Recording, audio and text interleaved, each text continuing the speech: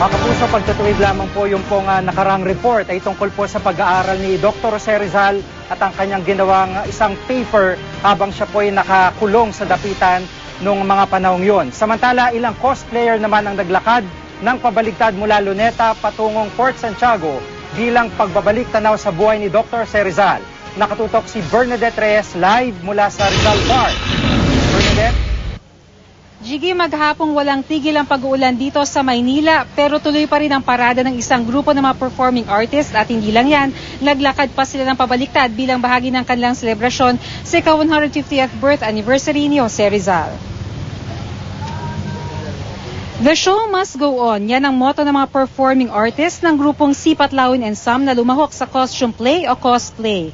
Kahit bumubuhos na ang ulan, sige pa rin ang paghahanda nila. Likha ni Leroy New ang mga costume na gawa sa mga flexible conduit o pambalot sa mga electrical wiring at cable ties. Hindi bababa sa 2 araw ang kinailangan para matapos ang isang costume. Mala Maria Clara si Alison Esgara. Kahit may kabikatan at makatiraw sa katawan ng kanyang costume, tiniis niya raw ito para kay Rizal. Meron din nag-alasisa. Siyempre, hindi mawawala ang mga makabagong Rizal. Mula Luneta hanggang Fort Santiago, naglakad sila ng pabaliktad. Simbolo raw ito ng pagbabalik tanaw nila sa panahon at kadakilaan ni Rizal na sana raw patuloy na isabuhay ng mga kabataan ngayon. Tulad ni Rizal, hangad nila ang magandang kinabukasan para sa mga sarili at sa mga susunod pang henerasyon.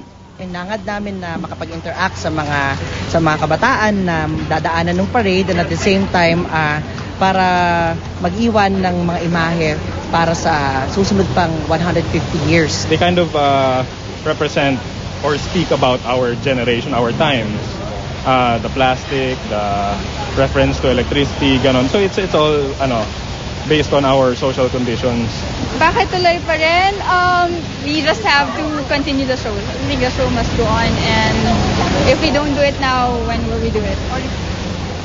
Jiggy, sa sandaling dumating sa Fort Santiago, ang mga nakilahok sa parada, sila ay magkakaroon ng isang dula. Siyempre, suot pa rin ang kanilang mga nagagandahang costume. Jiggy? Maraming salamat, Bernadette Reyes.